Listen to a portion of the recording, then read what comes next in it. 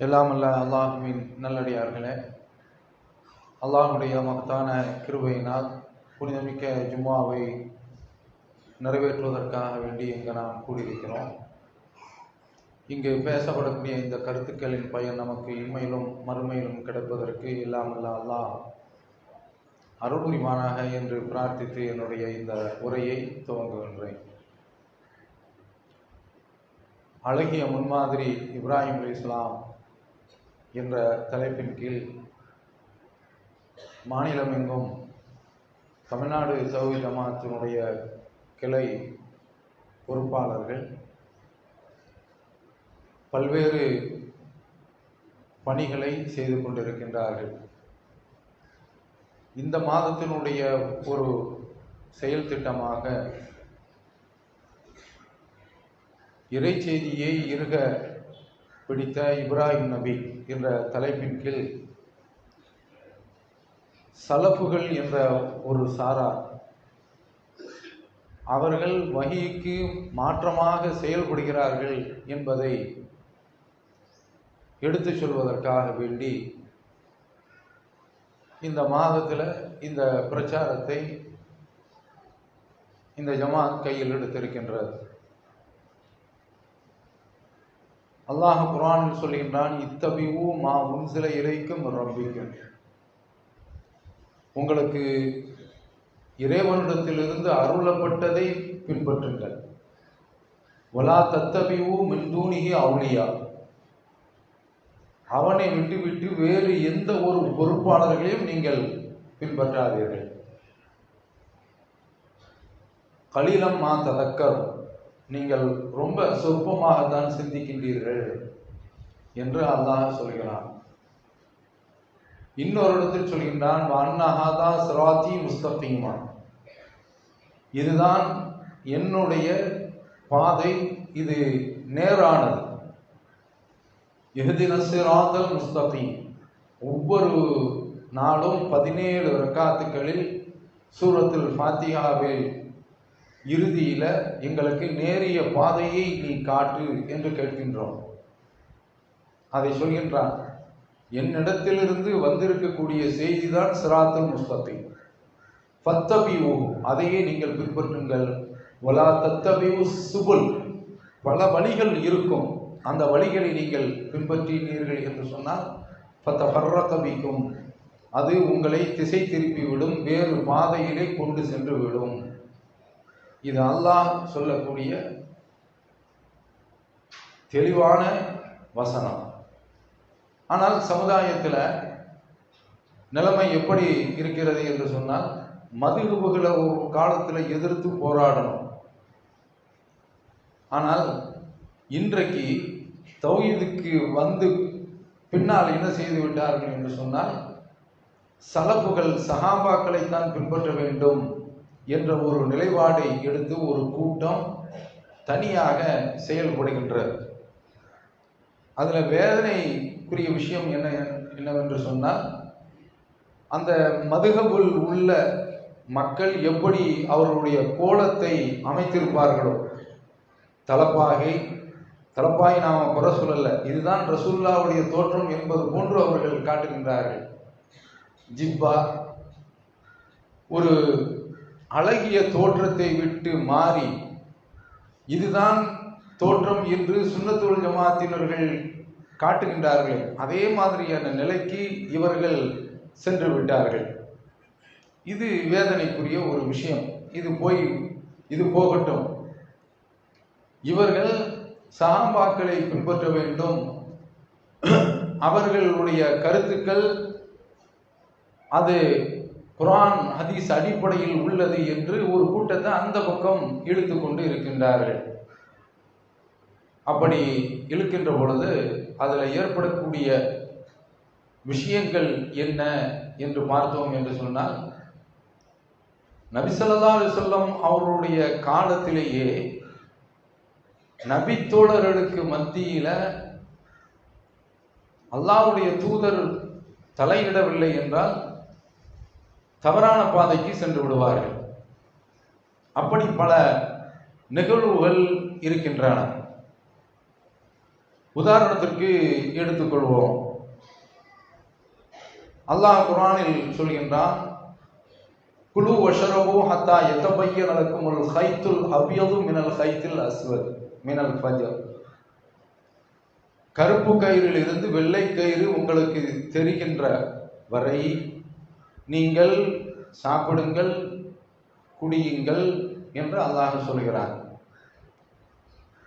இதற்கு ஒரு நபித்தோழர் அவங்களா விளக்கத்தை தேடிக்கொள்கிறார்கள். என்ன செய்யறாங்கன்னா, ஒரு வெள்ளை கயிறு ஒரு கருப்பு கயிறு எடுத்து தலையணை கீழே வச்சுக்கிட்டான். எடுத்து எடுத்து எடுத்து பார்க்குறான். இப்போதாவது நமக்கு ஏதாவது ஒரு வகையில் சோடியம் வேப்பர் லைட்டு அது இது இது என்று தெருவுக்குள்ள ஏதாவது ஒரு வகையில் ஒரு வெளிச்சம் உள்ள வந்து பாய்கின்ற வீட்டில் என்னதான் கதவை சாத்தினாலும், அல்லது வீட்டில் உள்ள 0 வாட்ஸ் பல்பு ஒரு வெளிச்சத்தை கொடுக்கின்றது, ஏதாவது ஒரு வகையில் ஒரு வெளிச்சம் இருக்கின்றது. அன்றைய காலத்தில் அப்படி கிடையாது. ரசூலுல்லாஹ் எரிகின்ற விளக்கையும் அணைத்து விடுங்கள், ஏனென்றால் எலி திரியை தூக்கி கொண்டு போய் எங்காவது போட்டு அது நெருப்பை பற்ற வச்சிரும், வீடே எரிஞ்சு போயிடும். ஏனென்றால் கூரை வீடு தான் அன்றைய காலத்தில். அப்ப அதனால நபி ஸல்லல்லாஹு அலைஹி வஸல்லம் அவருடைய காலத்துல வெளிச்சமே கிடையாது. வந்துட்டாங்க. இவங்களும் விடிய விடிய பார்த்தாங்க. ரெண்டுக்கும் அடையாளம் தெரிய மாட்டாங்க. வெள்ளை கயிறுக்கும் கருப்பு கயிறுக்கும் ஒன்றும் வித்தியாசமே தெரியலை. நேராக வந்துட்டாங்க. அல்லாஹ்வுடைய தூதர் தலையணைக்கு கீழே 2 கயிறு வச்சிருந்தேன். அப்புறம் ரசூலுல்லாஹ் சொல்றாங்க, ஓஹோ இன்னக லஅரீதுல் கஃபா, தலை இருக்கின்றது ரொம்ப பெருசு போல் தெரியுத அப்படிங்கிறாங்க. என்ன சொல்றாங்கன்னா, இது வெள்ளை கயிறு கருப்பு கயிறு என்று சொன்னால், கருப்பு கயிறு என்று சொல்லும் போது இரவு, வெள்ளை கயிறு என்று சொன்னால் பகல். ஃபஜ்ருக்கு முந்தி நம்ம சுபஹ் தொழுவோம்ல, அதுக்கு முந்தி ஒரு நேரம், அந்த நேரம் அடிவானத்தில் தெரியும் இல்லை, அதைத்தான் அல்லாஹ் சொல்றான். என்னப்பா நீ இப்படி விளங்கிட்ட என்று, உன்னுடைய தலையணி ரொம்ப பெருசா இருக்கும் போல் தெரியுது அப்படின்னு சொல்றான். வானம் பூமியை கீழே கொண்டு வைக்கிறதா இருந்தா இப்படிதான் ஆகிவிடும். இது ஒரு நிகழ்வு. இப்படி பல நிகழ்வுகள் இருக்கின்றன. அல்லாஹ் குர்ஆன்ல சொல்றான், வல்லதீன யுதவஃபூன மின்கும் வயதரூன அஸ்வாஜா, உங்கள யாராவது ஒரு ஆள் இறந்துட்டாங்க, மனைவியை விட்டு போயிட்டாங்க. அப்ப அவங்க 4 மாதம் 10 நாட்கள் இதா இருக்க வேண்டும். அல்லாஹ் குர்ஆன்ல சொல்றான். அல்லாஹ் குர்ஆனில் சொல்கின்றான், 4 மாதம் 10 நாள் இதா இருக்கணும். இப்போ ஒரு கணவர் இறக்கிறார், மனைவி கர்ப்பிணி பெண்ணா இருக்கிறாங்க, 1 மாசமா இருக்கிறாங்க, 1 மாசமாக இருக்கின்றார்கள், அல்லது 2 மாசமாக இருக்கின்றார்கள் என்று வைத்துக் கொண்டால், இவங்களுடைய இத்தாவுடைய கணக்கு என்ன? இவங்க 4 மாசம் 10 நாள் இருக்க வேண்டுமா? அல்லது இப்படி வச்சுக்கிறோம், கணவனை இறக்குறாங்க, ஒரு 3ஆவது நாள்ல இவங்க கர்ப்பிணியா இருக்கும்போது, கர்ப்பிணியாக இல்லை என்றால் பிரச்சனை கிடையாது, 4 மாசம் 10 நாள் தான், அதற்கு பேரு சோக இத்தா. வயசானவங்களும் இருந்தாக வேண்டும். இதான் இருக்கணும் என்று சொன்னால், வீட்டுல முடங்கி ஒரு வெள்ளை துணியை வீட்டை மறிச்சு கட்டிக்கிட்டு உள்ளுக்குள்ள முடங்கி கிடக்கிறது என்பது கிடையாது. அலங்காரம் இல்லாமல் இருப்பது. நம்ம ஊர்ல அது பெருமதத்துல தான் என்ன செய்வாங்கன்னா, ரொம்ப அதற்கு ஒரு பெரிய அளவுல காட்டி அந்த பூலாம் வைக்கக்கூடாது, நம்மளே பூலாம் வைக்கக்கூடாது, ஏன்னா நறுமணம் இது போன்ற காரியங்கள்லாம் பண்ணக்கூடாது. ஆனா அவன் ரொம்ப பெருசா காட்டுறான், அப்படிலாம் கிடையாது. அதே நேரத்தில் என்ன வச்சிருவாங்கன்னா, அந்த பெண்ணை பார்க்கறது அமங்கலம் அப்படின்னு வச்சிருக்கிறாங்க. அந்த பெண்ணை பார்க்கறது, வெளியூருக்கு புறப்பட்டு போறான், ஆள் பாரு அப்படிம்பாங்க. ஆள் பார்க்கறதுனா முதல்ல நாள் பார்த்துருவான், என்ன கிழமைக்கு போகணும்னு சொல்லிட்டு அவர் லெப்பை பார்த்து வச்சிருவார். நீ செவ்வாய்க்கிழமைக்கெல்லாம் தவிதவதி சொல்ல மாட்டாங்க, புதன் வியாழன் வெள்ளி இது மாதிரியான நாட்களை, திங்கள் இப்படி வச்சிருக்கிறான்.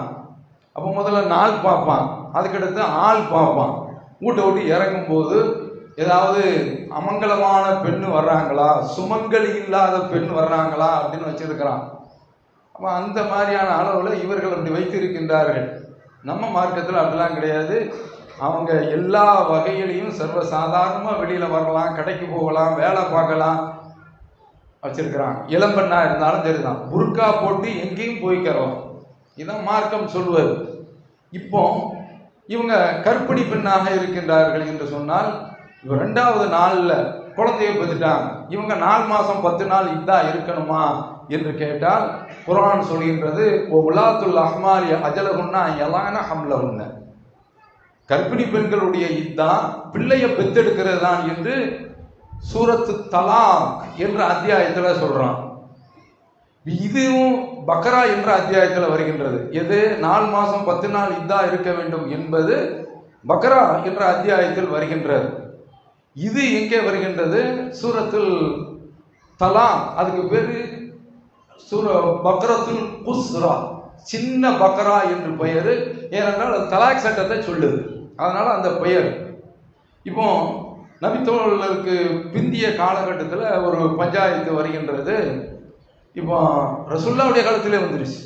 என்ன பஞ்சாயத்து என்று சொன்னால், ஒரு பெண்ணு சுபையா என்ற ஒரு பெண்ணு, அவங்க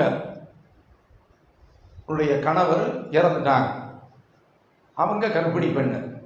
கணவன் இறந்த பிறகு அவர் பத்ரு சஹாபி இறந்துட்டாங்க. ஒரு கொஞ்ச நாள்ல பிள்ளையை பெற்றுட்டாங்க. பிள்ளையை பெற்ற பிறகு அவங்க என்ன செய்றாங்கன்னா, அலங்கரிச்சு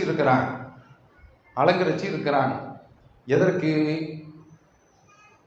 நம்ம யாரும் பெண் பேச வேண்டும் என்ற எதிர்பார்ப்பில். இப்போ அபு சனாபில் என்ற ஒரு நபி தோழர் வர்றாங்க. அவங்கள பார்த்து கேட்குறாங்க, என்ன ஒரு மாதிரியான ட்ரெஸ்ஸாக இருக்குது, அலங்கரமாக காட்சி அளிக்கிற, கல்யாணம் முடிக்க போறியா அப்படிங்கிறாங்க. ஆமாம், நல்ல கணவர் வாய்த்தால் நான் கல்யாணம் முடிக்க போகிறேன் என்று சொன்ன உடனே, நடக்கவே நடக்காது.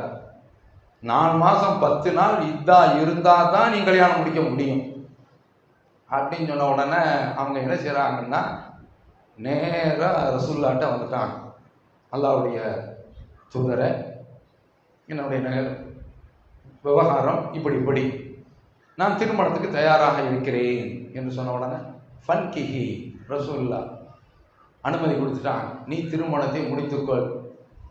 எப்போ? எந்த எல்லைக்குள்ள? 4 மாதம் 10 நாளுக்கு முந்திய. அப்ப இதுல என்ன பிரச்சனை என்று சொன்னால், ஒரே ஒரு விளக்கம் தெரியாமல் ஆகிவிட்டது. முதல்ல ஒரு வசனம் இறங்குகின்றது. அந்த வசனம் என்ன சொல்கின்றது என்று சொன்னால், கணவனை இறந்த பெண்கள் 4 மாதம் 10 நாட்கள் இதா இருக்க வேண்டும். இது சூரத்துல் பக்ராவில் வருது. 2வது ஒரு வசனம் வருகின்றது, கர்ப்பிணி பெண்களுடைய இதா பிள்ளையை பெறுறது தான். அப்ப என்னவென்றால், கர்ப்பிணி பெண்களுடைய இதா பிள்ளை பெறுறது தான் என்று வருகின்றது. அது 2வது இறங்கியது, முதல் வந்த சட்டத்தை மாற்றி விட்டது. இந்த வழக்கம் தெரியவில்லை. இப்போ இப்னு மஸ்ஊத் ரலியல்லாஹு அன்ஹு அவர்களுடைய கவனத்திற்கு ஒரு செய்தி வருகின்றது.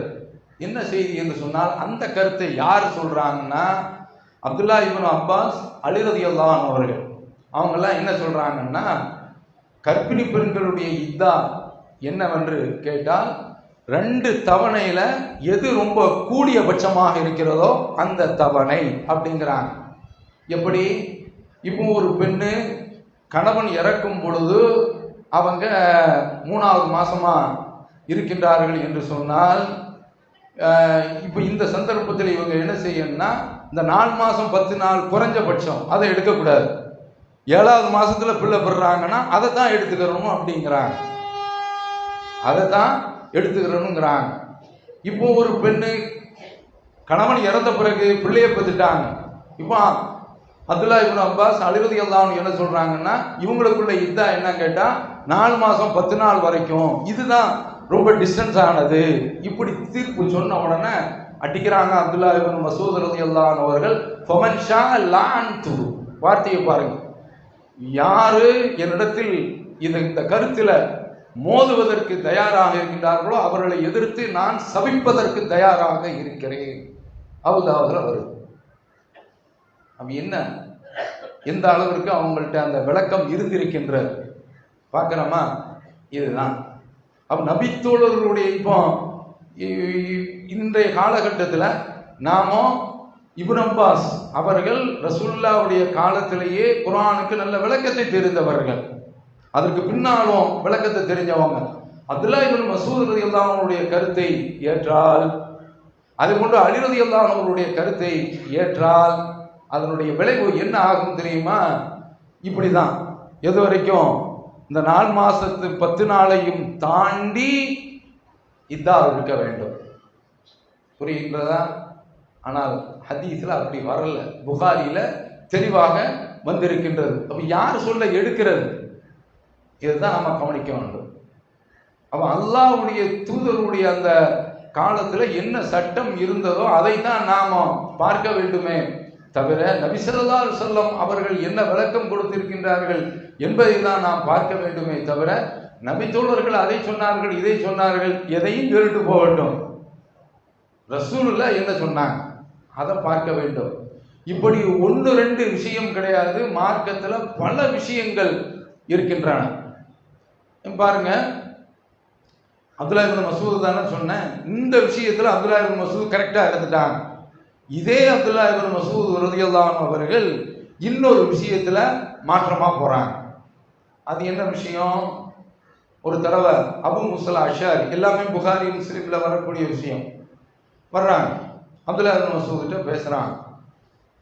ஒரு ஆளுக்கு ஒரு இடத்துல மாட்டிட்டாரு, தண்ணீர் கிடைக்கல, அவர் என்ன செய்யணும் அப்படின்னு கேட்கும்போது அப்போ அப்துல்லாஹ் இப்னு மஸ்ஊத் சொல்றாங்க, தொழ வேண்டியது இல்லை, அழகான சட்டம், இந்த இதெல்லாம் நமக்கு கிடைச்சுன்னு வைங்க, லக்கு நமக்கு. என்ன மாதிரியான இந்த கருத்தை எடுத்துக்கிட்டேன்னு சொன்னமாக்கும் எவ்வளவு நாளுமா ஆமா அப்படின்ட்டாங்க. அப்ப காலங்காலம் தண்ணீர் வரல, நம்மாத்துலயும் தண்ணி வத்தி போச்சு, பெரியாத்துலயும் தண்ணி வச்சு, பஞ்சம் பஞ்சம் பஞ்சம் அப்படிங்கிறாங்க. தண்ணிலாம் கிடையாது, இருந்துக்க 2 மாசம் ஆகுது, இருந்துக்க. இதுதான் அப்துல்லாஹ் இப்னு மஸ்ஊத் ரலியல்லாஹு அன்ஹு அவருடைய கருத்து. உடனே அவங்க, அதாவது நபித்தோழருடைய அந்த உரையாடல், அந்த அணுகுமுறையெல்லாம் எப்படி இருக்குதுன்னு பாருங்க. அவங்க கேட்குறாங்க, ஒரு தடவை அம்மார் உமர் ரலியல்லாஹு அன்ஹு அவர்களும் 2 பேரும் பயணத்தில் போகிறாங்க. போயிருக்கும்போது 2 பேருக்கும் குளிப்பு கடமையாயிடுச்சு. அப்போ அம்மார் என்ன செய்கிறாங்கன்னா, குர்ஆன்ல ஒரு வசனம் வருகின்றது, ஃபஇல்லம் தஜிது மாஅன் ஃபதயம்மமு ஸஈதன் தய்யிபா, தண்ணீர் கிடைக்கலையா தூய்மையான மண்ணை தொட்டு நீங்கள் அடித்துக் கொள்ளுங்கள், தைமம் செய்து கொள்ளுங்கள் என்று அல்லாஹ் குர்ஆன்ல சொல்றான். அப்படின்ட்டு அடித்துங்கிற பின்னால் உள்ள விளக்கம். ஆனா அப்போது நீங்க மண்ணை தொட்டு கொள்ளுங்கள் என்பதுதான் நேருடைய அர்த்தம். அப்ப அம்மார் என்ன செய்யறான்னா, தரையில கிடந்து உரல்கள். இப்போ நம்ம என்ன செய்யணும்னா, காலையில இந்த மாதிரி குளிப்பு கடமையாச்சாகும், தெருவில் கிடந்து புரளும். இவன் எல்லாரும் பார்த்துக்கணும், ஓஹோ குளிப்பு கடமையாச்சு போல் தெரியுது அப்படின்னு சொல்லிட்டு எல்லாத்துக்கும் கதை தெரிஞ்சு போயிடும். அதுக்கடுத்து சம்சாரம் வந்து என்ன செய்யணும், அதுவும் தெருவில் கிடந்து புரளும். ஒரு ஹதீஸ அவனா குர்ஆன்ல இருந்து விளங்கினா அந்த கேடு சாபக்கேடு, அல்லாஹ் காப்பாதம். அப்படி புரள்றாங்க. புரண்டு அந்த விஷயத்தை ஒரு தடவை இந்த பிரச்சனை வந்த உடனே உமர் ரலியல்லாஹு அன்ஹு அவர்கிட்ட சொல்றாங்க, நம்ம 2 பேரும் ஒரு பயணத்துக்கு போனோமா, மாட்டினோமா, அது நான் இப்படி புரண்டனா, அவங்க சொல்றாங்க, இந்த பேச்செல்லாம் உமர் ரலியல்லாஹு அன்ஹு மறந்து போச்சு, இந்த பேச்செல்லாம் என்கிட்ட வச்சுக்கிட்டே அப்படின்ன உடனே இவங்க பாட்டு வாயை குத்துட்டு போயிட்டாங்க. அப்ப அதுல அம்மார் என்ன சொல்றாங்கன்னா, நான் ரசூலுல்லாஹ்ட்ட போய் கேட்டேன், பாருங்க இதை கவனிங்க, ரசூலுல்லாஹ்ட்ட போய் நான் கேட்டேன். அப்படி கேட்கும்போது, ஏன்பா இந்த மாதிரி படுத்துக்கிட்டு புறணும், அதெல்லாம் ஒன்றும் தேவையில்லை, தரையில் அடிச்சுட்டு இந்த கையை இப்படி இப்படி இப்படி தடவிட்டு முகத்தில் தேய்ச்சிட்டா முடிஞ்சு போச்சு. அது ஏன் தரையில் கிடந்து புறன்ற ரசூலுல்லாஹ் சொல்லலையா அப்படிலாம் சொல்றாங்க. அத்தனையும் சொன்ன பிறகுதான் இந்த பஞ்சாயத்தை கொண்டு நீங்க வந்த உமர் ரலியல்லாஹு அன்ஹு எடுத்து பேச முடியுமா? ஆளுக்கால் பயப்படுவாங்க. இந்த செய்தியை அப்துல்லாஹ் இப்னு மஸ்ஊத் கிட்ட அபு முஸா அஷ்அரி ரலியல்லாஹு அன்ஹு அவர்கள் சொல்றாங்க, இப்படி ஒரு சம்பவம் நடந்துச்சு, அப்படின்ன உடனே அப்துல்லா இப்னு மஸ்ஊத் ரலியல்லாஹு அவர்கள் கேட்குறாங்க, அலம் யக்ன பிகௌலி அம்மார், உனக்கு தெரியாதா அம்மாருடைய சொல்ல கொண்டு கருத்தை கொண்டு உமர் ரலியல்லாஹு திருப்திப்படலையே, அதனால அது அவுட்டு அப்படிங்கிறாங்க. குர்ஆனை தெரிஞ்சவங்க உடனே சரி அதை விட்டுருங்க, இப்படியே பேசுறாங்க. நம்ம சும்மா பேசுவோம்ல அதை மாதிரி, அதை விட்டுருங்க.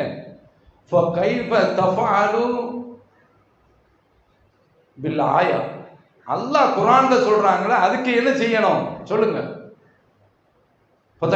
சாயிதன் தையபன் அப்படின்னு சொல்றான, மண்ணை தொட்டுக்கங்க அப்படிங்கிறான, அதுக்கு என்ன சொல்றீங்க? இல்ல நம்ம அனுமதிச்சா அவன் இது சும்மா லேசா தண்ணி சூடா குளிரா இருந்தா கூட ஆள் எழுச்சுவானோ ஒப்பைத்த ஆரம்பிச்சிருவானோ, அதனால அந்த வாசலை திறக்கக்கூடாது அப்படின்னு ஆயத்தை சொல்லியாவது ஹதீஸை சொல்லியாவது இந்த ரெண்டு கருத்தையும் தாண்டி போறாங்கன்னா இதை எடுக்க முடியுமா? இங்கதான் அல்லாஹ்வுடைய சொல்லு, இத்தபியூ மா உன்சில இலைக்கும் ரப்பிக்கும், உங்களுடைய இறைவனிடத்தில் இருந்து இறங்கியதை நீங்கள் பின்பற்றுங்கள். அதுதான் தனி மனிதர் நபித்தோழர்கள் அந்தஸ்துல உயர்ந்தவங்க, அதெல்லாம் மாற்று கருத்து கிடையாது. அதனால அவங்க சொல்றது வஹீக்கு முரண் என்று வந்த பிறகும் எடுக்க முடியுமா? இப்ப அப்துல்லா இப்னு மஸ்ஊத் ரலியல்லாஹு அவருடைய கருத்தை எடுத்தால் என்ன விளைவு பார்க்கணும் இல்ல? தொழுகையில எந்த சலுகையும் கிடையாது, தொழுகையில எந்த சலுகையும் கிடையாது. நம்ம ஜமாத்து வந்த பிறகு மக்கள் இடத்துல வஹீனுடைய அடிப்படையில் சொன்னதுனால கிடைச்ச நன்மை என்ன தெரியுமா? நான் மதுகப நூல்களை படிச்சுக்கிட்டு இருந்த காலம், அப்போ அதுல வருகின்றது, ஒருவன் பருவ வயதை அடைந்து விட்டால் தொழுகை அவனுக்கு கடமையாயிருச்சு. ஒருத்தன் என்ன செய்யறான்னா, ஒரு 3 வருஷம் 4 வருஷத்துக்கு தான் அவனுக்கு ஆஹா இவ்வளவு நாள் நம்ம தொழலையே அப்படிங்கிற ஒரு சிந்தனை வருது. அப்ப என்ன செய்யறான்னா தொழுகை எடுக்கிறான். மதுகப நூல் என்ன சொல்ல தெரியுமா? மௌன தொழுகை எடுத்துட்டியா நீ உனக்கு இப்போ வயசு எத்தனை? 19 வயசா? நீ 15ல் பருவம் அடைஞ்சியா? 4 வருஷத்துக்குள்ள தொழுகைய கணக்கு போடு, அன்னன்னைக்கு நீ தொழு அப்படின்னு பாப்பா நான் இருக்கிற மாதிரியே இருந்துட்டு போயாரன் அப்படின்னு சொல்லிட்டு ஓட ஆரம்பிச்சாராம். அதான் நிலைமை. ஆனா வகையில் அப்படி கிடையாது. தொழுகையை விட்டவனுக்கு என்ன கேட்டா தௌபா. தௌபானா என்ன? இதே மாதிரி தப்பை இனிமேல் நான் செய்ய மாட்டேன், தொழுவேன். அதுதான் அல்லாஹ்ட்ட மன்னிப்பு கேட்கிறது. அப்ப இந்த மதுகபனுடைய அடிப்படையில இது எந்த ஒரு நபி தோழரும் சொன்னதாக இல்லை. ஆனா இப்படி விளங்கி வச்சிருக்கிறாங்க, நம்ம பார்க்கிறோம். அப்ப வஹீனுடைய அடிப்படையில் நாம போகின்ற பொழுது அதுலதான் நமக்கு ராகத்து இருக்கின்றது, அதுதான் நமக்கு பாதுகாப்பு இருக்கின்றது என்பதற்காக வேண்டி இடையில இந்த செய்தியும் நான் சொல்லிக் கொண்டேன். அப்ப நம்ம என்ன பார்க்கணும் என்று சொன்னால், நபித்தோழர்களுடைய இந்த கருத்தை எடுத்தால் அது சிக்கல்ல போய் மாட்டிரும். இத மாதிரி பல விஷயங்கள் அப்துல்லா இப்னு மஸ்ஊத் இந்த அளவிற்கு நல்ல ஒரு விஷயத்துல, எந்த விஷயத்துல? தலாக் விஷயத்துல இப்படி சரியா இருந்தவங்க இந்த விஷயத்துல அவருடைய கருத்து தவறான கருத்தா எப்படிங்கின்ற இன்னொரு செய்தி நாம பார்க்கக்கூடிய விஷயத்துல, இங்க இருந்து மக்காவுக்கு போறோம்னு வைங்க. மக்காவுக்கு போகும்போது ஹஜ்ஜி செய்ய போறோம். ஹஜ்ஜுடைய காலத்துல அப்படி ஹஜ்ஜி செய்ய போகக்கூடிய அந்த கட்டத்துல 2 விதமான ஹஜ்ஜி இருக்கின்ற. அது என்ன ஹஜ்ஜினா, இங்க இருந்து போய் இறங்கிட்டோம், இறங்கி உம்ரா செய்கிறோம். முதல்ல உம்ரா செய்துட்டு தலைமுடிய வெட்டி விட்டோம் என்று சொன்னால் இந்த ஹஜ்ஜிக்கு பேரு தமத்து. தமத்துனா என்ன? சந்தோஷமா இருக்கிறது. இவங்க கணவன் மனைவி போறாங்க, புதுசா கல்யாணம் முடிச்சவங்கன்னு வச்சுக்கோங்க. ஒரு உதாரணத்திற்கு என்ன செய்றாங்க, இருந்து போறாங்க, போன உடனே முடிக்கிறாங்க. அவங்களுக்கு ஹஜ்ஜி செய்யறதுக்கு 1 மாசம் இருக்கலாம் அல்லது 2 மாசம் இருக்கலாம், முன்னபடியே போயிடுவாங்கல்ல, போய் இருக்கிறாங்க. இப்போ இவங்க என்ன செய்திருக்கலாம்னா, உம்ரா செய்து முடிச்சுட்டு ராகத்து அவங்களுக்கு என்னென்ன தடுக்கப்பட்டதோ, என்னென்ன தடுக்கப்பட்டிருந்துச்சு, தாம்பத்தியம் தடுக்கப்பட்டிருந்துச்சு, நறுமணம் பூசுறது தடுக்கப்பட்டிருந்துச்சு, முடி வெட்டுறது தடுக்கப்பட்டிருந்துச்சு, நகம் வெட்டுறது தடுக்கப்பட்டிருந்துச்சு. எல்லாமே ஹலாலாக ஆகிடும். இப்படி இந்த உம்ரா செய்தால் இன்னொரு ஹஜ்ஜி இருக்கின்றது, ஹஜ்ஜ கிரான். ஹஜ்ஜ கிரானுடைய அடிப்படையில் ஒருவர் எஹராம் கட்டிட்டு இங்கிருந்து போய் இறங்கிட்டார். மக்காவில் இறங்கிட்டா அவருக்கு எத்தனை மாசம் இருக்கின்றது? 2 மாசம் இருக்கிறது என்று சொன்னால் எஹராமை விட்டு களையவே கூடாது, முடி வெட்டக்கூடாது, நறுமணம் பூசக்கூடாது, தாம்பத்தியம் கூடாது. புது மாப்பிள்ளை புது பொண்ணாயிருந்தான், அவ்வளோதான், முடிஞ்சு போயிடும். இந்த மாதிரி சந்தர்ப்பத்துல தான் ஷைத்தான் என்ன சொன்னால் கூட கொஞ்சம் தேட்டமே இருக்காது, ஆனால் தேட்டத்தை உருவாக்கிடுவான். உன் மனைவி இந்த பக்கத்தில் தான் இருக்கா, ரொம்ப தூரத்தில் இருக்கியா, எனக்கு இவ்வளோ வந்துட்டு ஒரு லாட்டி எடுத்து தங்குறியா என்று கதையெல்லாம் பின்னி கந்தல் ஆகிட்டு அம்பாடுக்கு போயிடுவான். முடிஞ்சு போச்சு ஹஜ்ஜி கந்தல். சும்மா சாதாரண வணக்கமா? ஹஜ்ஜிக்கு எப்படியும் தனியார்கிட்ட போறாங்க 30 லட்சம் 40 லட்சம் வருது. ஹஜ்ஜி கமிட்டியில் போனால் ஏதோ ஒரு 6-7 லட்சத்தில் வருது. அதுலேயும் இவன் என்ன செய்யறான்னா, போகும்போது சாப்பாடு போட்டு இன்னும் அதெல்லாம் கூட்டி அங்கிருந்து வந்தவன ஒரு சாப்பாடை போட்டு ஹஜ்ஜை பெரும் பாரமாக ஆக்கி வச்சிருக்கிறான். கிடையாது. அப்ப நம்ம என்ன கவனிக்க வேண்டும் என்று சொன்னால், எவ்வளவு காசு செலவழிச்சு இந்த வணக்கத்தை நாம செய்கிறோம்.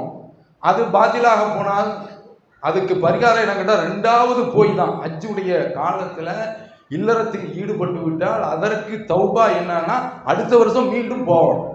அந்த அளவிற்கு மார்க்கம் வலியுறுத்துகின்றது. பாருங்க, இது எந்த ஒரு ஹஜ்ஜி இருக்கின்றது, இதுதான் நபி ஸல்லல்லாஹு அலைஹி வஸல்லம் அவர்கள் காட்டி தந்தது. ரசூலுல்லாஹ் செய்தது இதுதான்.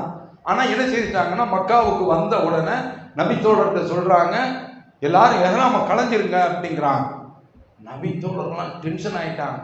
என்ன இது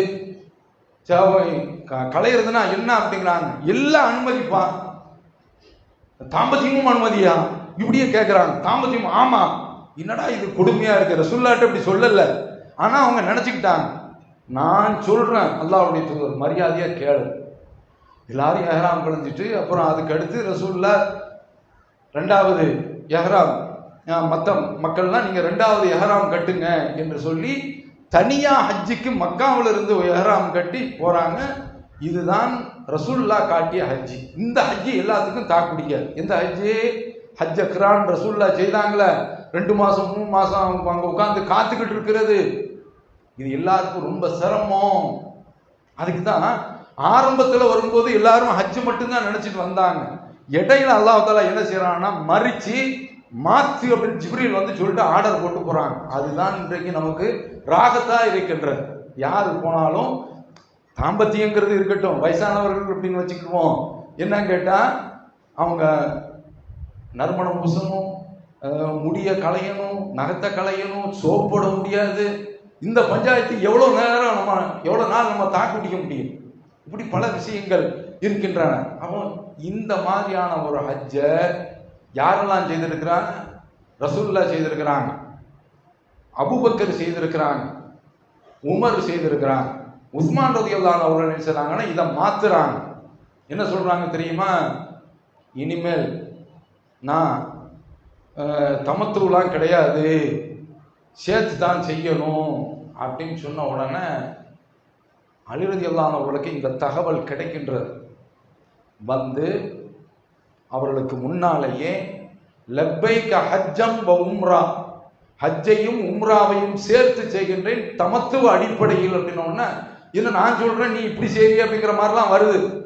மா குன்துலி அத சுன்னத ரசூலுல்லாஹி ஸல்லல்லாஹு அலைஹி வஸல்லம் லிகௌலி அஹதின், எவருடைய கருத்துக்காக வேண்டியும்.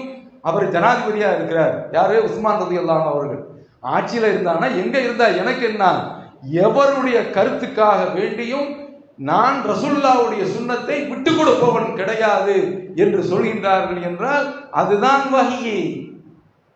நான் இதே அலி ரலியல்லாஹு அன்ஹு அவர்கள் இன்னொரு விஷயத்துல மாற்றமா இருக்கிறாங்கன்னு முன்னால சொன்னேன். ஒரு கட்டத்துல சரியா இருந்தால் இன்னொரு கட்டத்துல அவங்களுக்கு மாற்றம் வருகின்றது. இப்படிதான் இருக்கும் நபி தோழர்களை பின்பற்றினால் என்பதற்கு இது எடுத்துக்காட்டு. அப்ப அதனால நாம பின்பற்ற வேண்டியது வஹிதான்.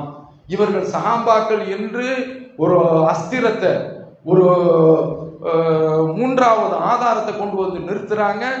ஆதாரமே கிடையாது, அதற்கு மார்க்கத்தில் அனுமதியே கிடையாது. குர்ஆன் ஹதீஸ் தான் இந்த ரெண்டு அஸ்திவாரத்தை தாண்டிய அடிப்படை. மதுகப்புக்காரன் என்ன செய்யறான்னா இன்னும் ஒன்று சேர்த்துக்கிட்டு இருக்கான். அவன் என்ன சொல்றான்? குர்ஆன் ஹதீஸ் இஜ்மா. இஜ்மா என்று சொன்னால் ஏகோபித்த முடிவு. யார் ஏகோபித்த முடிவு? சஹாபாக்கள் வஹீக்கு நேர் மாற்றமாக ஒரு முடிவு எடுத்துக்கிற முடியுமா? அல்லது எந்த காலத்தில் உள்ளவர்கள் அதே கேள்விக்குரியது. இது மூணாவது ஆதாரம் வச்சானுங்களா? கியாஸ்ன்னு ஒன்று வச்சிருக்கிறான். இளவட்டுறதுக்கு ஒரு ஆசை இருக்கு, புரியுதா? கியாஸ்ன்னா அது என்ன அப்படின்னு கேட்டா, ரசூலுல்லாஹ்வுடைய காலத்துல என்ன நடந்துச்சோ அதை ஒப்பிட்டு பார்த்து எடுக்கிறதுக்கு பேர் கியாஸ். இப்போ என்ன, இப்போ சினிமா பார்க்கறது கூடாது அப்படின்னு இன்றைக்கு நாம சட்டம் சொல்றோம். ரசூலுல்லாஹ் காலத்திலாம் சினிமா இல்லையே அப்படின்னு கேள்வி வந்தால் ரசூலுல்லாஹ் என்ன செய்றாங்கன்னா, நீ பெண்ணை நீ பார்க்காத. பெண்ணை பார்க்காதன்னா என்ன, அந்த திரை இல்லாமல் அந்த மாதிரிலாம் பார்க்கறது கூடாதுன்னு சொல்றாங்கன்னா இந்த ஹதீஸை எடுத்துக்கிறோம். ஆபாசமான காட்சிகளை நீ பார்க்காத, ஆபாசமான காரியங்களில் ஈடுபடக்கூடாதுன்னு குர்ஆன் வருது. இப்போ இதெல்லாம் பார்த்து ஒரு முடிவு எடுக்கிறோமே, இதுக்கு கியாஸ். அதுக்கு தான் நாம என்ன சொல்றோம்னா, அதை டைரக்டா குர்ஆன்ல இருந்து சொல்லிவிடுவோம். அங்கிருந்து ஒரு கனெக்ஷனை வாங்கி இங்க கொடுத்து இங்க இருந்து அவன் ஒரு வயர் போட்டு வரணும்னு நாம கேட்கணும். அவன் என்ன செய்யறான், ஒரு வயரை போட்டு கொண்டு வரன்னு சொல்லிட்டு சரியான இது கொடுத்தாலும் பரவாயில்ல, ஃபயர் ஆகிற மாதிரி வச்சு விட்டாரான். அதுதான் சிக்கல். அப்ப நாம என்ன சொல்றோம், நேரடியா எடுத்துட்டு போங்க. அப்ப இந்த மாதிரி இவர்கள் 4 அஸ்திரத்தை வச்சிருக்காங்களா. சலப்புன்னு சொல்றவன் என்ன செய்யறான்னா 3 அஸ்திரத்தை கொண்டு வைக்கிறான் மார்க்கத்துல. அதுதான் கேடு, அது வழிகேடு. அந்த பாதையில நாம போயிடக்கூடாது என்பதற்காக வேண்டிதான் நாம இந்த சலப்புகள் தவறான வழியில் போயினாலும். சலப்புனா இங்க முழிக்கிற முடிய பார்த்தா சலப்புலாம் ஒன்றும் ஒத்துருக்கும், ஒன்றும் தெரியல. இல்லாதையாங்க நீங்க ஏன் சொல்றீங்கன்னா, ஆனா ஒரு கூட்டம் என்ன செய்யறாங்கன்னா, நம்ம ஊர்ல என்ன செய்வாங்கன்னா இருட்டில் தட முடிக்கிறான் அப்படிம்பாங்க. என்ன பழமொழிலாம் நம்ம ஊர்ல கண்டுபிடிச்சிருக்காங்க. இவன் என்ன செய்யறானா, அழகான் பார்த்து தவியமா சொல்லலாம் தப்பு முக்கப்பா அப்படின்னு சொல்லிட்டு ஒரு கூட்டத்தை அவன்கிட்ட ஸ்பெஷல் என்ன கேட்டா, வெள்ளிக்கிழமைக்கு 9 மணிக்கு தொழுறான் சலப்பு அப்படின்னு வச்சிருக்கிறானோ. அது என்னங்கிறதுக்கு சொல்றதுக்கு நேரம் இல்லை. அப்ப இந்த மாதிரியான இளைஞர்கள் புரிந்து கொள்ள வேண்டும். குர்ஆன்ல இருக்குதா ஹதீஸ்ல இருக்கா சொல்லு வர்றேன். அதையும் கண்மூடித்தனமா ஏத்துறக்கூடாது. எல்லாரும் குர்ஆனுக்கு தான் சொல்லுவோம். PAK இருக்கிற குர்ஆன் தான் சொல்றாரு. அது என்ன சொல்ற, ராகம் போட்டு யா ஐயுஹன் நாஸ் நாம சும்மா சொல்லிட்டு போறோம். சொன்ன உடனே பொம்பளை எல்லாம் பார்த்துட்டு என்ன அழகான ராகம், இந்த ராகத்துல தான் செத்து போறாங்க, புரியுதா? அப்போ யாரு ஆயத்தை சொன்னாலும் பின்னால ஆட்டுக்கு ஒரு இந்த கொலையை காட்டினோம்னா மாமான்னு பின்னால வருமா, அந்த மாதிரி போடக்கூடாது. அது என்ன, அது என்ன செடி, நல்ல செடியா அது விஷச்செடியா என்று பார்த்து பின்பற்ற வேண்டும் என்று கூறி நிறைவு செய்கிறேன். வாஹிரு தஅவானா அல்ஹம்துலில்லாஹி ரப்பில் ஆலமீன்.